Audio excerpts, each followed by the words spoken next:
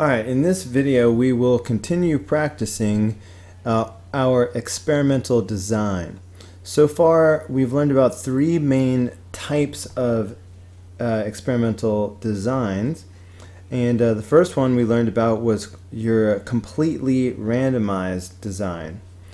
And here's just an example of that from a warm-up that I did. That's when you're going to have your subjects, in this case 100 students, randomly assigned to groups. The number of groups is going to be the same as the number of treatments, which in this case was a live video, a live lesson versus a video lesson, and then you compare. So that's your random, completely randomized.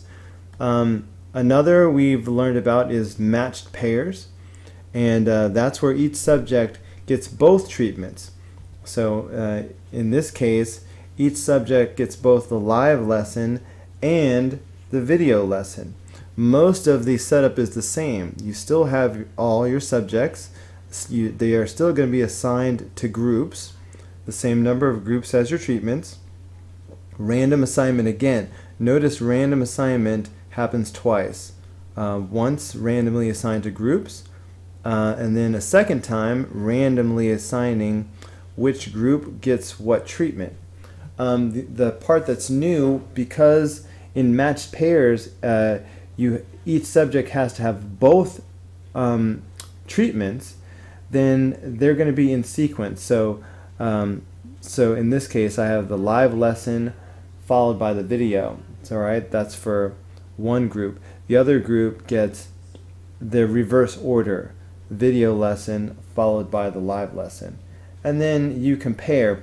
Now when you describe your comparison, don't just say compare scores or whatever, like you would do for just a completely randomized experiment. You have to mention the fact that you're not comparing group 1 to group 2. You're comparing each subject with itself. So in this case you're comparing the live, the results of the test that they take after the live lesson compared to how they do after a video lesson. But you're comparing the same student's test scores with itself. So that's why I'm going to say compare same student test scores. Alright, the third and final experimental design we talked about was called block design. Alright, that's when you have some subjects that are different in some significant ways that you want to separate out, because it's sort of like having apples and oranges, and you don't want to run the experiment with the apples and oranges all mixed together. So you're going to separate your apples and oranges and run one experiment on your apples and run the same experiment on your oranges. Alright, that way when you compare, you're just comparing apples with apples and you're comparing oranges with oranges. But all together we call that a block experiment. So just notice that it's really in each one of these blocks we are still running a completely randomized experiment. It's just a block because we're running that randomized experiment twice. Alright, in this case we had freshmen and juniors. So we ran the same experiment, but we ran it once with freshmen and we ran it once with all juniors. Okay? So you're always going to have your subjects, your random assignment to groups, and then your random assignment to treatments, and then comparison. That same basic structure is going to be the same for every problem. Alright, with all that background, let's try problem number 1. A manufacturer of boots plans to conduct an experiment to compare a new method of waterproofing to the current method. Alright, so I see the treatments. You have the new method and the current method of waterproofing. The appearance of the boots is not changed by either method. The company recruits 100 volunteers in Seattle, where it rains frequently, to wear boots as they normally would for 6 months. At the end of the 6 months, the boots will be returned to the company to be evaluated for water damage. Describe a completely randomized design for the experiment. Okay, so completely randomized, so it's going to look very much like this. We're just going to change some of the names around. Alright, so instead of saying 100 students, I'm just going to say 100 subjects. Okay, random assignment. We'll still have group 1 and group 2. If you know how many there are, always go ahead and say how many. Let me ungroup this real quick.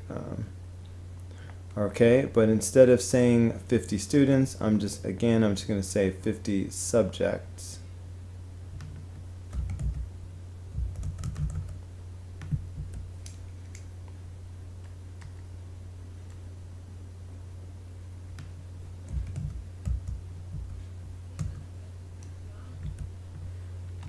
Okay, random assignment again. Alright, now here's where the treatments go, but instead of being a live lesson and a video lesson, the treatments are the new method of waterproofing and the current method. Okay, so I'm just going to put new method up there. Looks like that needs to be a little bit bigger. And down here, I'm going to have current method.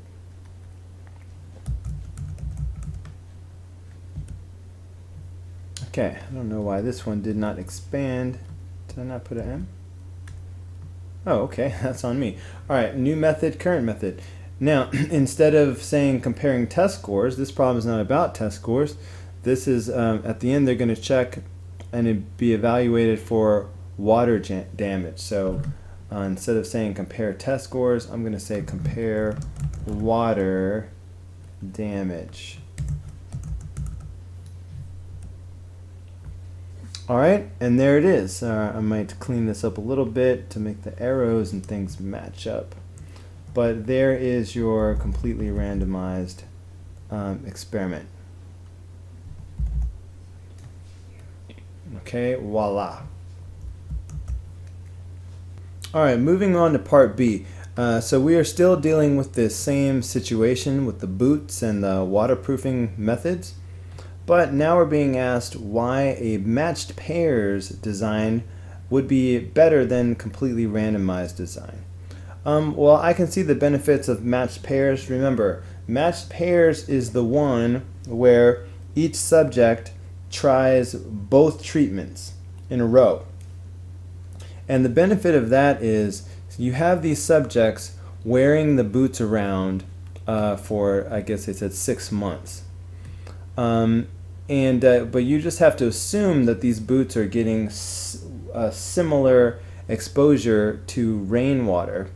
But you might have one person who tends to run around jumping in puddles, and another person who wears an umbrella and rides in a cab, and you know, those boots don't get as wet, and all different kinds of things like that. But if you have the same person wear a pair of boots, you know, for 6 months, and so you get to see you know, how the boots wear, and then you give that same person a brand new pair of boots, and then let them wear those for 6 months. And if you just compare with the two waterproofing methods, but the same person wore the boots, then you don't have to worry about trying to compare a puddle splasher versus a cab rider, because it's the same person. All right, you're comparing a puddle splasher to himself. Okay, if he is a puddle jumper, he's going to jump in those puddles with both pairs of boots, so you can get a more accurate comparison. So I guess I'll just write that down off camera. Alright, and here I've just written up what I just said. Alright, so now we're supposed to design a matched pairs design for this experiment. Okay, well, I'm just going to copy this first off and just make some small modifications to it. Alright, so this will help me emphasize to you how similar matched pair design is to your completely randomized. Okay, so I'm literally cut and pasting this design down here. So the way it is right now, this is completely randomized. So let's see, what do I have to change? Let's work left to right. I still got 100 subjects. They're still going to be randomly assigned to two groups, 50 subjects each. And those two groups will still randomly be assigned to treatment methods. And now here comes the difference. Let's see if I can lasso this. Okay, the difference is, because each subject is going to get both treatments, I need to squeeze in a repetition of these treatments. Alright, so this is going to be, these treatments are going to occur twice. So I'm just going to copy and paste this as well.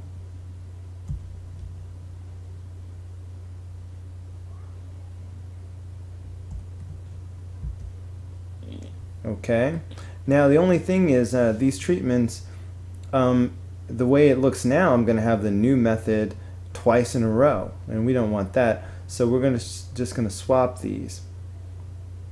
Okay, so that one's going to go up there, this one's going to come down here.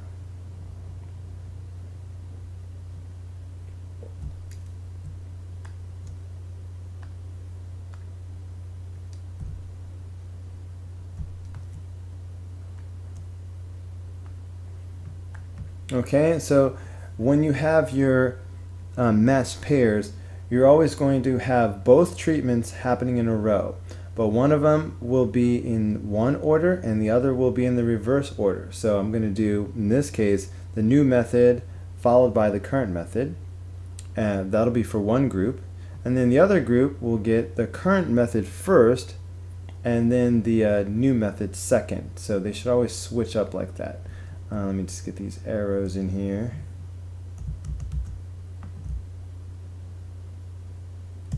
Oh, this is taking too long.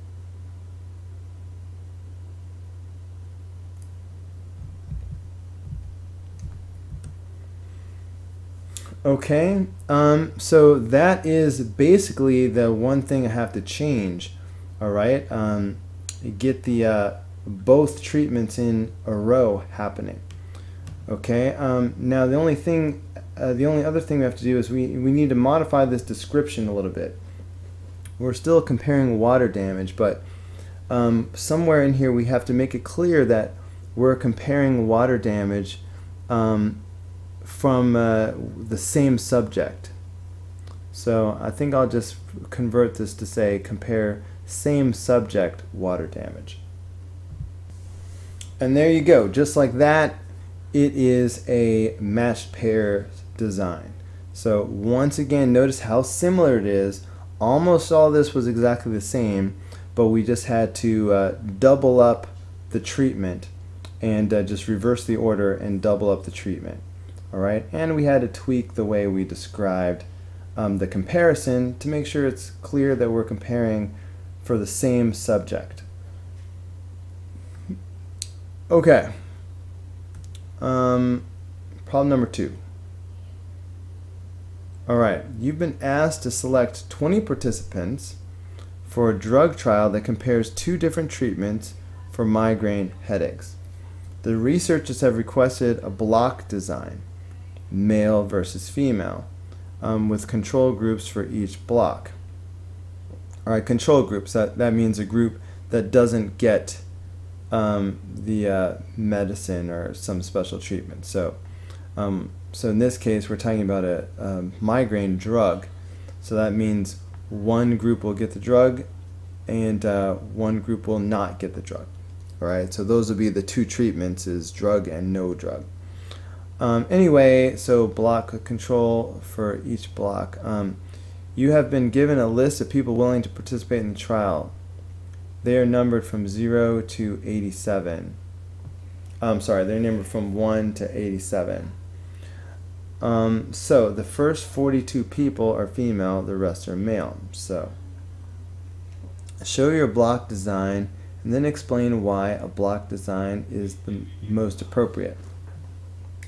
Okay, I think I'll do that backwards then. First I'll explain why it's most appropriate. If it's between males and females, it's very common for males and females to respond differently to medications and experience their migraines differently. So in a study like this, males and females can be as different as apples and oranges. So your results will be more meaningful if you compare what does the drug do for males, if anything, and what does the drug do for females. That way, if it's let's say the drug turns out to be really effective for females, but it doesn't really do anything for males, all right? That happens sometimes. We don't want those mixed in together, so it just looks like overall the drug doesn't work very well. It would be useful to see that the drug works really well for females, for example, but it doesn't really work for males. All right, so that's why a block design would be really good. Now, as we set up our diagram of our block study, we are basically doing a completely randomized study twice, once for males and once for females.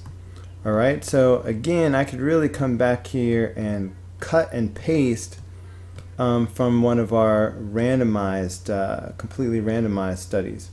All right, I'll just cut and paste this one from our problem number 1.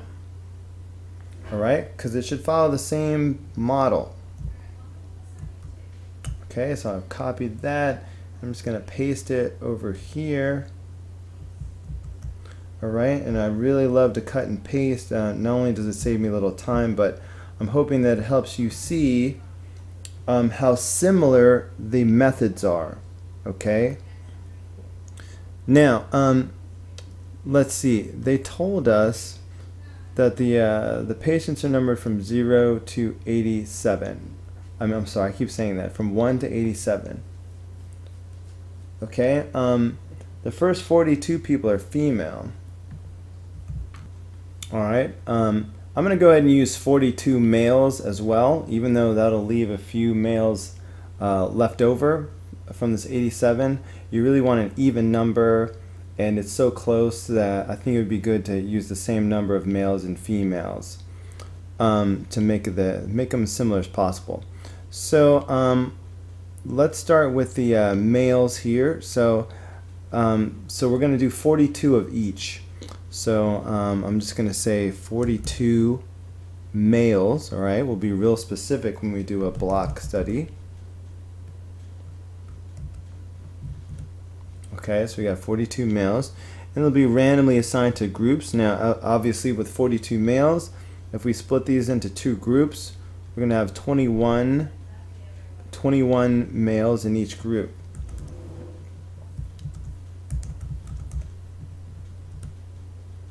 All right, so 21 males in group 1 and 21 males in group 2.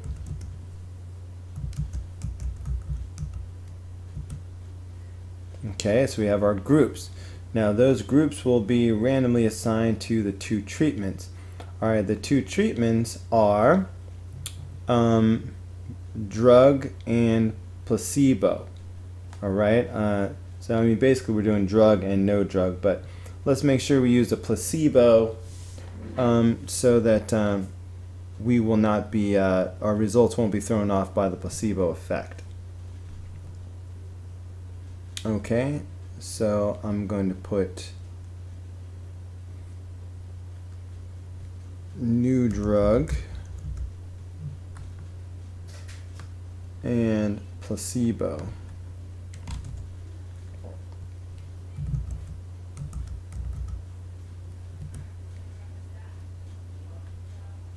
Okay.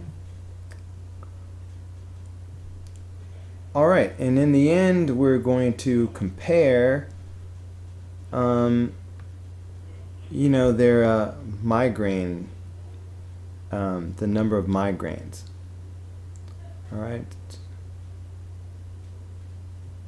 All right, different treatments for migraine headaches. So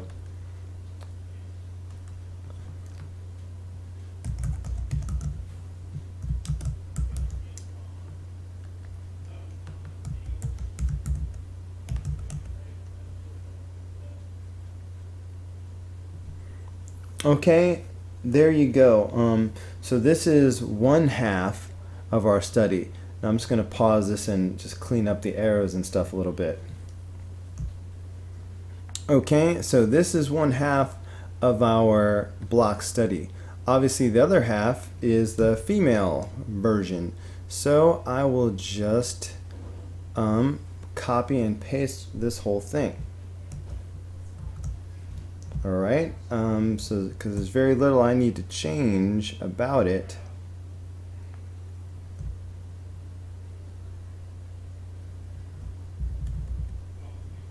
Okay, all I need to do is, alright, instead of males, I'm dealing with females. Alright, so I'll make that change. And really, I just do that everywhere.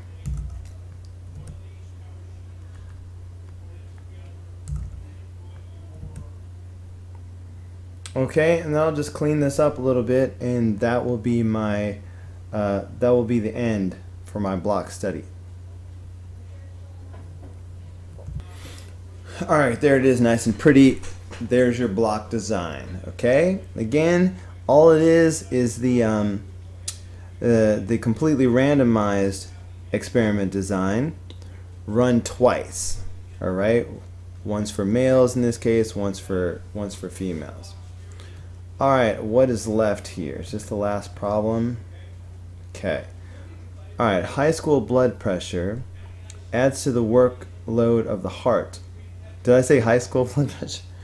Okay, let me start over. High blood pressure adds to the workload of the heart and arteries and may increase the risk of heart attacks. If not treated, this condition can also lead to heart failure, kidney failure, or stroke. Angiotensin converting enzyme, or ACE inhibitors, I've heard them called, are used to treat high blood pressure. It is well known that men and women may react differently to common cardiovascular drug treatments. Most studies of heart drugs involve only a very small percent of women, and it was simply assumed that the drug would work the same in both sexes. We want to conduct an experiment to see if ACE inhibitors are less effective in women than men. What sort of experimental design would you choose for this study, and why? Okay,